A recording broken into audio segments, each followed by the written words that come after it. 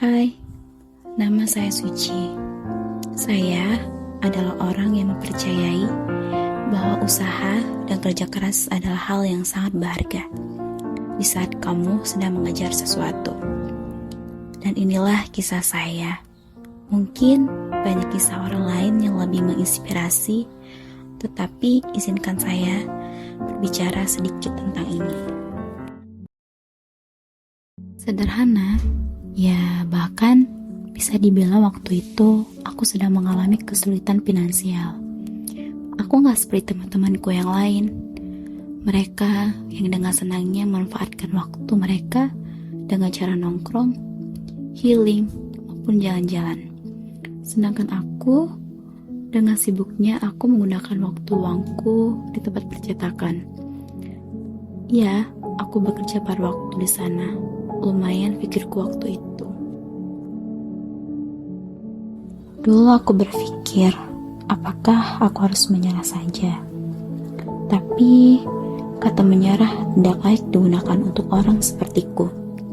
Orang yang mencintai segala kekurangannya.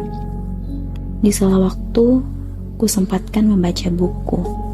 Selain memanfaatkan waktu, lumayan juga menghemat uang saku. Selain membaca, aku juga suka menulis. Mungkin dikarenakan aku suka membaca ribuan kalimat dan kata yang masuk di otakku. Aku menuangkannya di dalam tulisanku. Ya, aku senang. Ternyata tulisanku dipuji oleh temanku. Disitulah aku melihat peluangku.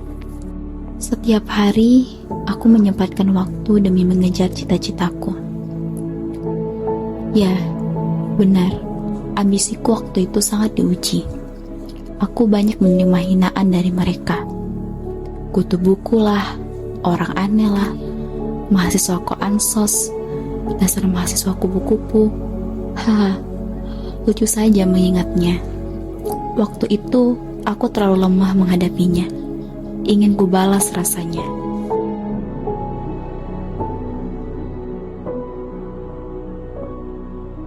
Hari pun berlalu, dan buku itu pun jadi. Senang rasanya. Ternyata aku bisa membuat karya sendiri.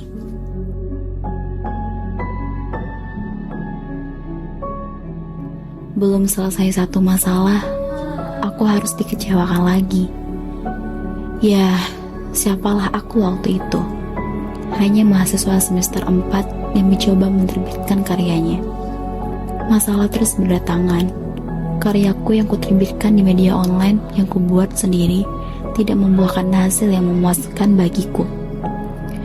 Dan akhirnya, aku berada di titik di mana aku harus beristirahat. Waktu itu, aku merasa aku tidak bisa.